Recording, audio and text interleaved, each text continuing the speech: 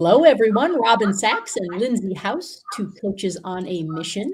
And all throughout this year, we have been joining your LinkedIn stream every couple of weeks to talk about what we're calling the ABCs of 2022 success for you. And we're simply stepping through the alphabet letter by letter.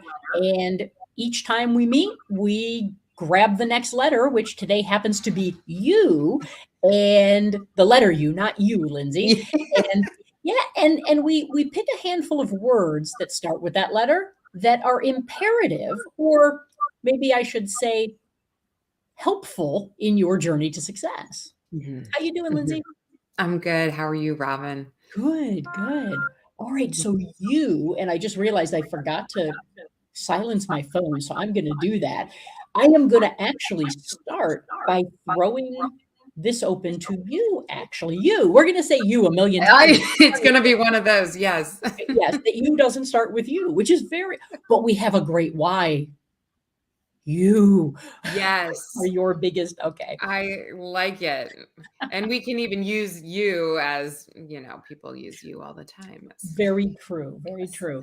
All right, so, something we hear in business all the time happens to be a great you, and I think it's a neat place to start, right? Under promise and over deliver. Mhm. Yes, I love this phrase for so many different reasons. I feel like it helps in life in general. I'm traveling back to Ohio. I'm now in Arkansas for Thanksgiving to like visit friends, family, and I'm doing a lot of under promising and hopefully over delivering. Just so people's expectations of when we show up at places, like if you tell somebody 11, you don't want to show up at noon. And this I'm giving this example to start with a smile and then shift it right over into nutrition and fitness. Robin and I talk a lot about how small changes make a big difference. And this actually really fits with under promising and over delivering. Because if we set goals in this kind of mentality, if we go, I'm going to aim for 2 times, if I never work out, and I'm going to say I'm going to do 2 times this week, we're allowed to over deliver on that promise to ourselves. We're allowed to like rock it out and do 4 if we want. But when we under promise, that too normally sets us up for a lot of success. We can at least say, check mark, yay, I did it. We become proud of our journey at that point versus over promising, under delivering really sets us up for a lot of like self criticism. And that's where a lot of that negative self talk comes in. Like, I'm so lazy. I can't do this. I'm failing again. So, and then same thinking with food. If we're really trying hard to get out of eating out as often or playing in the kitchen more, eating more fruits and vegetables, if you eat pretty much 0 purposeful fruits and vegetables in your day, tell yourself you're going to aim for 1 of each day. And then if you eat a whole big salad and you knock out 4, great. I don't know why. I think I keep feeling like the need to emphasize we're allowed to over deliver for ourselves. It's almost like people feel like if they under promise that they're not going to fight and excel for like their best selves. And that doesn't mean that. It just means that we get to enjoy a win, enjoy a check mark. What do you think, Robin? Where's your head going? And you can go business or you can go a whole different direction with this. Yeah, I love where you're going with this, Lindsay. And again, as somebody who works with people with their confidence and their self-talk, and how do you build those things up? How do you get your confidence up and your stress down? Mhm, You know, mhm. the number one way to do that is stop trying so hard. Yeah. Because what we do is we truly as humans want to jump in and do it. And to your point, we set ourselves up sometimes for failure because you're not going to be able to go from 0 to 60 if you're just doing something new or starting a change. And you're allowed to say, I'm going to go from 0 to 10 this week. That's amazing. If you end up at 10, which is actually quite simple, going from 0 to 60 is hard. Going from 0 to 10 is so doable and simple. And if you end up doing 15 or 20 or 30 or 60, that's great. The expectation is do that much and do it consistently. Because what happens is, and this is why as humans we trip so often and fall and we don't get back up. This is why New Year's resolutions fail so often. We try and go from 0 to 60. Instead of going, I'm going to start doing this one thing every day and I'm going to check it off. Like you said, for the next month, I'm just going to check that one thing off. I'm going to eat a freaking piece of broccoli every day for the next 30 days. That's it, right? Are some days you're going to eat more? Possibly, but you will never eat less. And in 30 days, you will be in a better place, a healthier place, a fitter place, whatever it is you're looking for. Same thing with any aspect of your life, right? In business, right? My goodness, you don't have to jump in and buy the software and build a huge course and all of a sudden do a bunch of lives and do all kind. You don't have to do all of that. You know what? This month, start posting. Pick a platform and post something of value every day for the next 30 days. You will be amazed how you start to get engagement. You start to have people click on it or like it or comment. Little tiny things done consistently are what get you everything you want. And so start to under promise to yourself, because the idea is you'll never do nothing.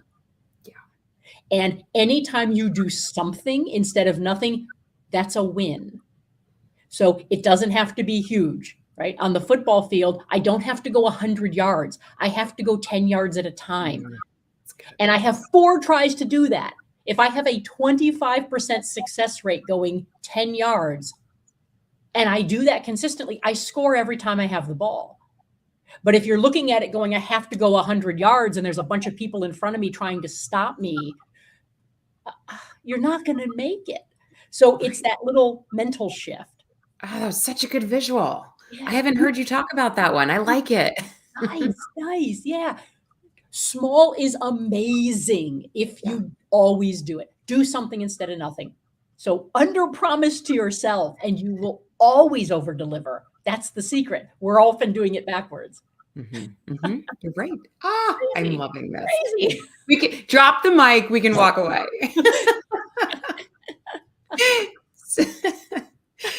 So good.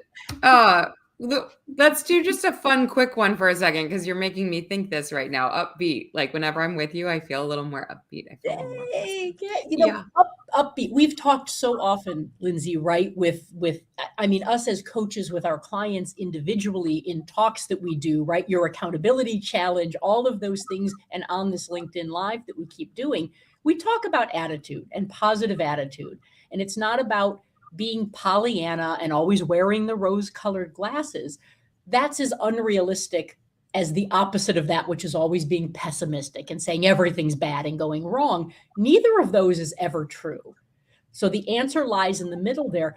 But you do, without question, have a better chance at a positive outcome, no matter what you're trying to do, if you remain upbeat about it. Yes, stuff can go wrong, but don't ever forget to remind yourself, what's going okay? What's fine? What can we do about something? Stay upbeat, and your mind will be in a place that serves you for what you're trying to do instead of constantly gets in your way and pulls you back. Yep. Agreed. See, it's just a quick little. Yeah.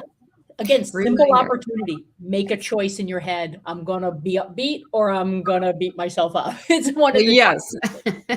Right? It is, in fact, a choice to some degree. Yes. Yes. You know what? I'm going to throw one back at you. I love the idea. You brought something up about underutilized tools. Talk a little bit about that, Lindsay. Yeah, I feel like we're all so guilty of this. And sometimes when I think about underutilized tools, I think that we feel like they're not doing that much or doesn't matter. And so I have 3 that like really came to my mind.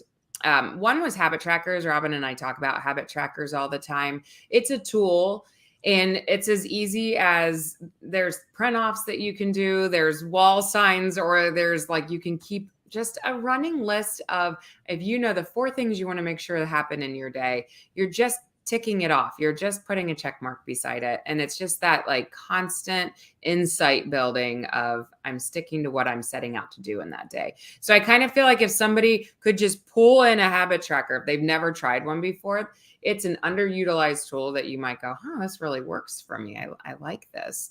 And then another one is movement trackers. For most people to be aware of our daily movement does what it's supposed to. It does this whole like, I've only moved 2,000 steps. Maybe I'll do a little bit more. There are some people who this doesn't work well. It engulfs your brain and it almost becomes like a disorder because you have to hit a certain number of steps in the day. So I'm not talking to like extremes on either side. This is just like generality. For most of us, we do pretty well if we have insight around our movement in the day.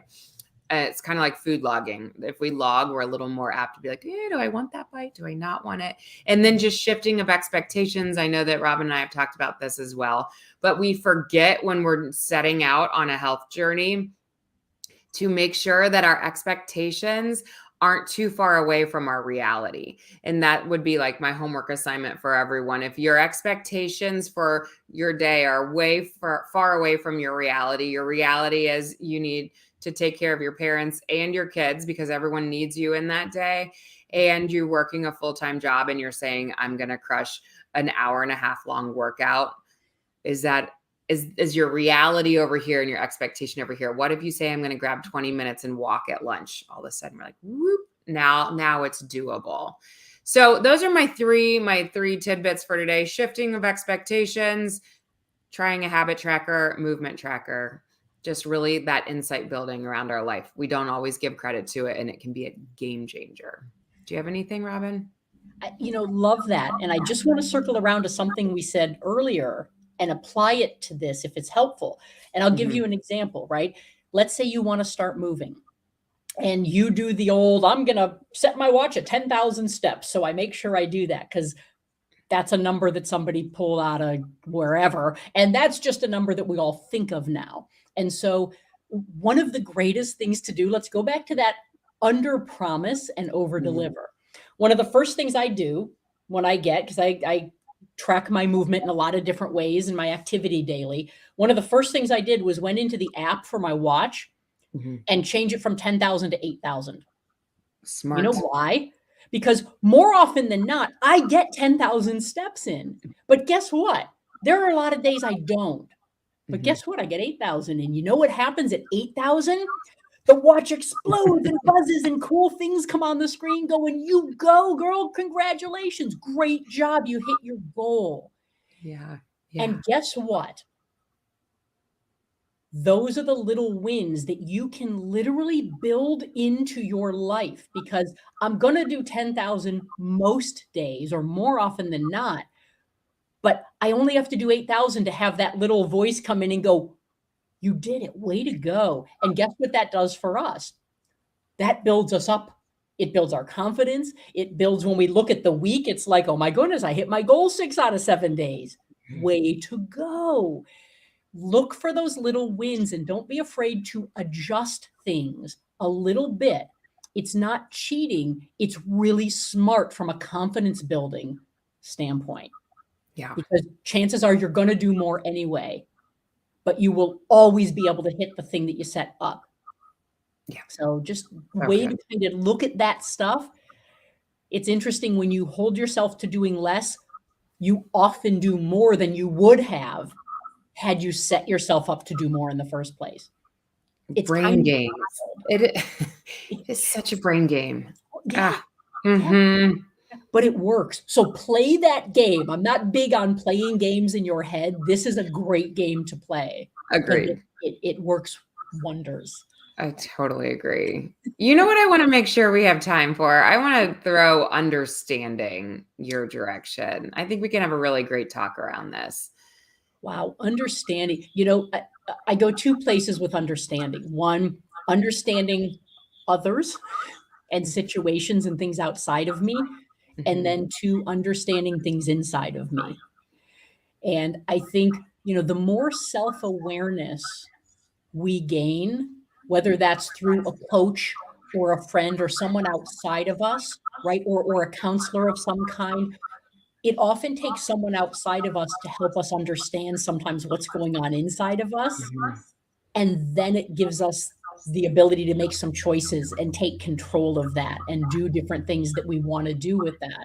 So, I highly encourage people, whether it is a coach, a counselor of some kind, a friend who's going to be totally direct and honest with you. Help me identify what's happening inside of me and why. Because when Mhm. you get that awareness, you are in a powerful place because now you can do things. You can make choices, you can make different decisions, you can stay the same, you can change. Amazing thing happens with that awareness, but you've got to understand why things are going on for you because there's Mhm. always a reason we're behaving the way we do. Right. Right. The other It was thing is interesting. that outside piece. Yeah, Lindsay, go ahead. Yeah, no, just I had a client the other day go, I've started to investigate that outside understanding, like pulled in therapy and it got scary for a minute. She's like, I know that anytime you dive into these journeys, it takes like energy and effort initially, and then it's always like it pays off 100% down the road. But it's this moment of like, oh, do I have the like emotional wherewithal to be able to deal with building this understanding? Mhm. And I think that's why I just want to highlight this for our listeners today, that if anyone's kind of on that like verge of this is a scary place for me because it's an onion. Once I pull back this layer of understanding, these next ones are coming and they might come hard and they might unravel some stuff that I've been trying to hold a wall up against. And so again, our promise to you with that, like take it at your own pace, pull in the professional resources that you need to, but it will pay off in spades down the road. It will always be worth it, but it's okay that it's scary. But the important part is taking that next right step. Yeah, thank you for adding that. And this almost goes back to underutilized resources, right? Yeah. Underutilized tools. There are a lot of things outside of us that are amazing tools. And I love that you just added that, Lindsay. Thank you, because it is peeling that onion back. And we all create the outer skin of that onion. Mhm. And as soon as you peel it back, it reveals some reality that maybe we were covering up for a reason. Mhm. And that's very human and that's okay. The taking that kind of down the line is, think about it. Those real things always will eventually show up. They'll always Mhm. eventually be uncovered or discovered, right? Whether you pull them apart or someone else does. And so, there's almost for some people, think of it as there's a control to that. I am going to be the one who does that. I'm not going to let other people peel that away as I go through the rest of my life. I'm going to take charge and control right now and say, I'm going to start stripping these things away because that's going to be seen eventually. I'm going to be in control of that. And so, a lot of different ways to look at it, depending Mhm. on where you are in your journey, what your personality is, what your comfort level is, all of those things. And, that's the beauty of being able to use so many different perspectives and listen to different ways of thinking of this stuff because pick what works for you. Think about what do you need? What do you need to do? Just because someone does it one way, you do not ever have to do it that way. And that's amazing. So don't worry what anyone else is doing. Listen and observe what other people are doing, understand what other people are doing, and then go, I'm going to try that on for size. And you're going Yeah. to know once you do that for yourself, it either works or it doesn't. If it doesn't, ditch it. It's not for you. Go find the thing that is for you and run with it. Yeah. Yeah. Yeah. It's good. Yeah. Good stuff. Do Good stuff. No, I'm like, do we want to keep just touching a couple bases? I know we try to stay around 20, but we've got a few Let's do more. it. Let's do Yeah. it. You know, Undermine. I was going to say undermine is what I want to make sure we get in. Undermine another you. It's Lindsay. I'm curious, where does undermine take you? Oh, I'm throwing it right back your direction because I feel like I'm gonna have better thoughts once we go with yours. All right, so I'm going to go the place that I believe personally through my experience, my coaching experience of 17 years, and what I've learned from everyone else that I observe, we undermine ourselves constantly. Yeah. There is no one else and nothing else that gets in our way and undermines us more than we do. And from a confidence standpoint, we often let that undermining be the thing that holds us somewhere, that we keep looking outward going, I wish I was there. I wish I was there. I wish I could do that. I wish I could be that. And the whole undermining thing, to me, what happens when we undermine ourselves is things like personal development and self-help, whatever you want to call it, improving yourself, doesn't really work well if you're undermining yourself. The reason is because the self that you have in your head and that you're trying to improve is not your real self. You've kind of created this character in your head and you're trying to improve something that doesn't exist. And so when we start to pull away, if that makes sense, undermining yourself and just stripping stuff away and going, no, no, no, let's look at what's real, not what you think is real. Let's look at what's valid, not just what you keep telling yourself in your head, right? What's real, what's valid. Let's work with what's actually there. Now you can take yourself to amazing places. But if you're undermining yourself in your own head, you're trying to work with something that's not a real self, if that makes sense. Oh, makes so much sense. And this is why I'm so glad you went first. Because I think a watch out, I kind of keep just speaking to the audience today with this, is if you are not taking your authentic self into your resources, I'm picturing with your coach or with your therapist, you already said it, Robin, but it doesn't work because you're fixing something that's not your true self. And what I've seen out of clients is that they actually know better than that professional sitting in front of them in some specific instances. Like they've gone through so many years of therapy or so much coaching that they're like outsmarting the coach or the therapist to some degree, and therefore like staying stagnant because they can hear their intuition, their inner voice going, they don't know what they're talking about. This doesn't fit me. But yet they feel like that professional should be right. So they have undermined their own knowledge and power and intuition. And if they'd follow that and take action on what they really feel, then they would get so much closer than using, you said it with like self-help, but I picture it same thing, like with even professional resources. It almost feels like a way to stay stuck accidentally. It's like a buffer zone there. Yeah, and I love what you just said and how you said it, Lindsay. How to stay stuck accidentally.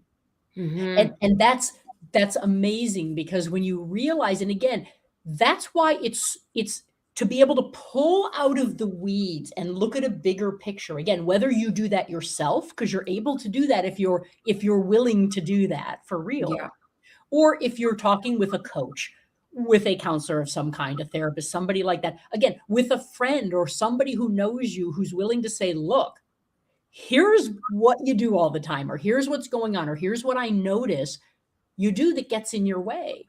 Someone who's willing to be completely upfront and honest with you, hopefully compassionate as well, but honest, that can pull you out of the weeds.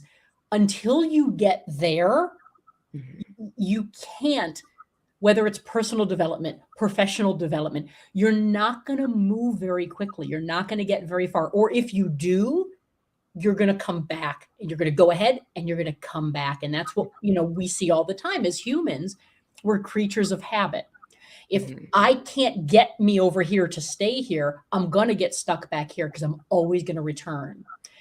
Yeah. And that genuine, authentic place of, I need to look at what's really happening, not what I've created in my head as a story around what's happening.